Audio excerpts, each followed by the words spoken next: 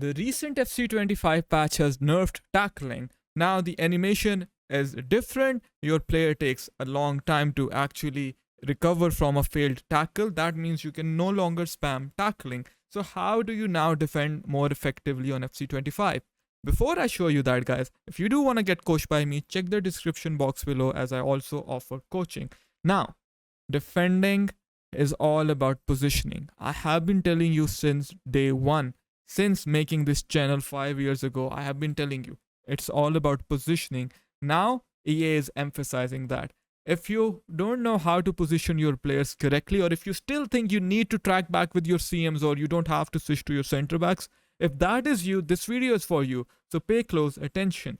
In this video, we'll focus on when to tackle, how to tackle, alright, so you always nail the perfect tackling button, and when not to tackle as well. First things first, I want to focus on positioning. When I say positioning, I mean how you position your defenders. Ideally, we don't want to get into a position where we have to use the tackling button. Okay, look, for example, here our opponent has only one option, that is to pass the ball to Hullet. So we are covering that. At the same time, we are also covering the pass towards Rafa Leao. So if he does pass to Hullet, what is the next most dangerous pass? Into Leao. So we are covering that. We repeat this process until we win the ball back. That's a failed tackle with Theo Hernandez, right? It is muscle memory for me as well. This is something we don't have to do anymore. But like I said, we still have to tackle. We'll get to that as well. But look at this, right? This is again, what is it? It's positioning. Ideally, if you want to tackle, this is the perfect opportunity for you to tackle. Why? Look at Cristiano Ronaldo and look at the ball. The ball is further away from his feet.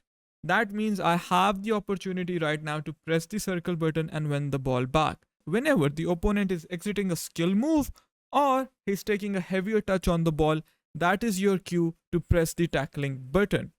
And also, you need to lock in your tackles. How to do that? We'll get to that point as well. But for now, let's come back to positioning because it is really important. When I say positioning, guys, I am not only referring to keeping a straight back line. That is a very common advice. It involves the 4 rules of defending. Alright, the first rule of defending is to keep a straight back line.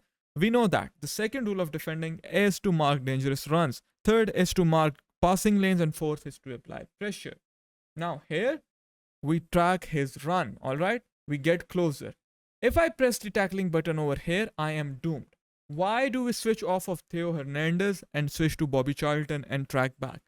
As you guys know, recycling in this game is really overpowered. That means passing the ball back into the midfield will be very overpowered for the opponent. So that is why we want to make sure that our CMs are staying close.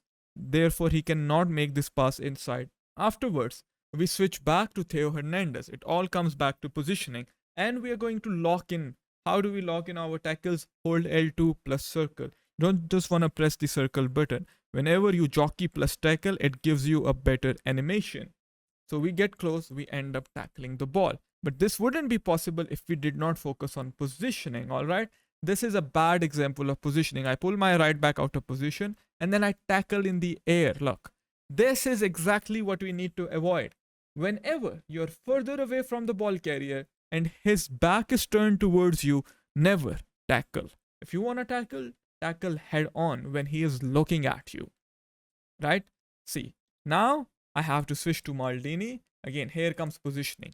Look at my positioning. Only I hold L2 plus R2 and this is my cue to win the ball back. But without understanding positioning on this game, you wouldn't go very far. This is why I want you to actually look at this example and then I'll break it down for you. I am on advanced defending, alright? So see, my opponent over here, realistically, he has 2 options. This is how you want to think in the game. What options does the opponent have? Okay, look at his cursor and players around him. He has this pass, and if I look at the radar, he has a pass to his winger.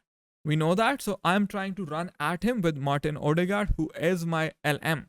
Now that I have covered his passing lane, see, he no longer can pass the ball to his right mid.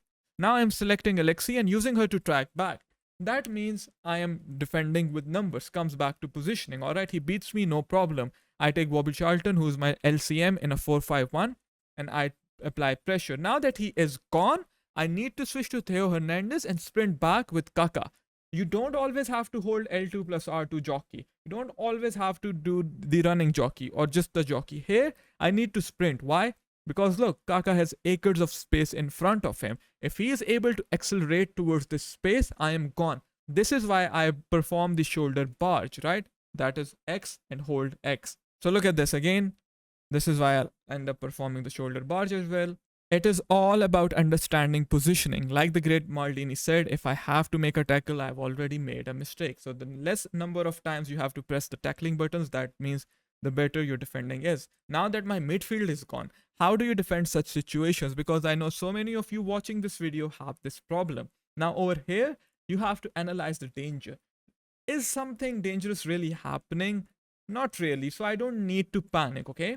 So I let my CMs come back. I track back with them. Now, again, he is buying himself time. So what do? We focus on what's happening. We react. We keep our shape. Charlton is actually defending his left side. Bruno is defending the midfield. Now we are applying pressure. Failed tackle, but that is fine. Even if I fail the tackle over here, what will happen? What's the worst that can happen if we fail the tackle? You have to think in terms of percentages, okay? Even if I get out of position with my CM, there is nothing dangerous happening. I come back into position, I hold. Now he's getting into dangerous positions. Again, it comes down to positioning. Look at the tackle with Maldini, it's really bad. Alright? Whenever you'll focus on positioning, you will actually defend a lot better. If you think defending is as simple as pressing the tackling button or just using the jockey, then you're wrong. You have to improve the skill of anticipation. You have to focus on what's happening on the pitch.